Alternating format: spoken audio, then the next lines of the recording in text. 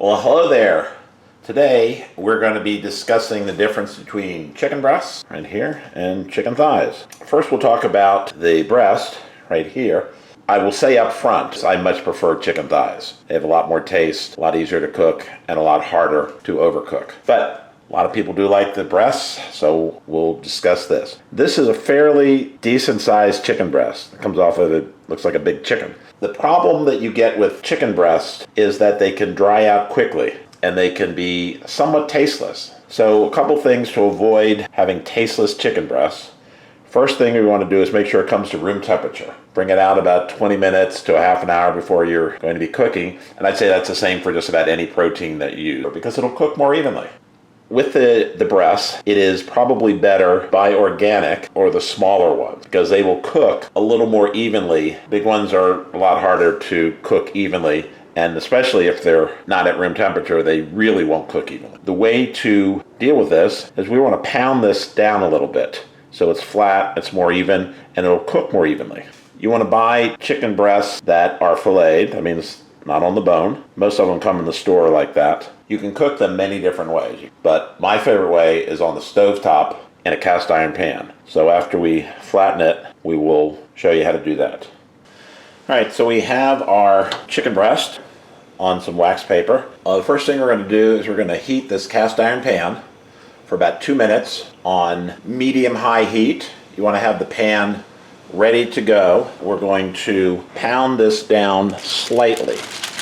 So you use wax paper, you use parchment paper, you can use saran wrap, but what we want to do is make it a little more even in size in the middle so it'll cook evenly.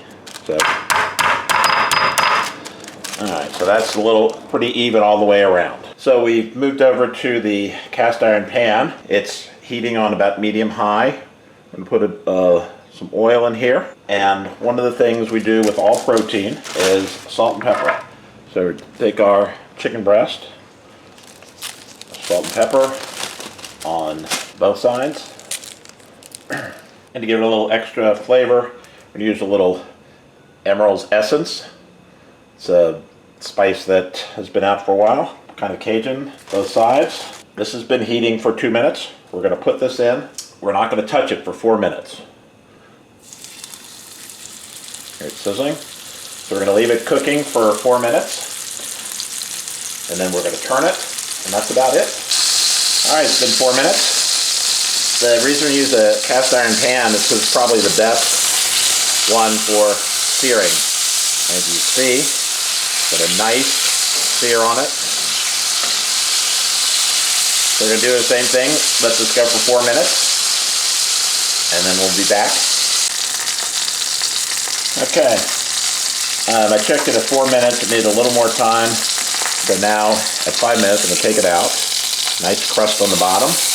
What we're going to do is let it rest for 3 or 4 minutes just to let the juices flow back. Anytime you're grilling or cooking something, you got to let the meat settle and the protein settle. While we're waiting for the chicken to settle a little bit, I want to remind you that this recipe and technique and all of our recipes are available at our website, cookingsecretsformen.com. If you just go on the site and search for chicken breast, this will come up. The thrust of today's video is the difference between chicken breasts and chicken thighs. So we'll be doing the chicken thighs next. All right, we've let it rest. So we're just going to slice it on the bias. And you can see it is juicy.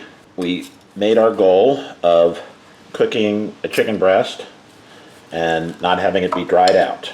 To serve, a little side salad here, and we're just going to put the chicken breast, fan it out a little bit, and there you have it. A chicken breast cooked in about 10 minutes on the stovetop in the cast iron pan, nice and juicy. So up next, chicken thighs.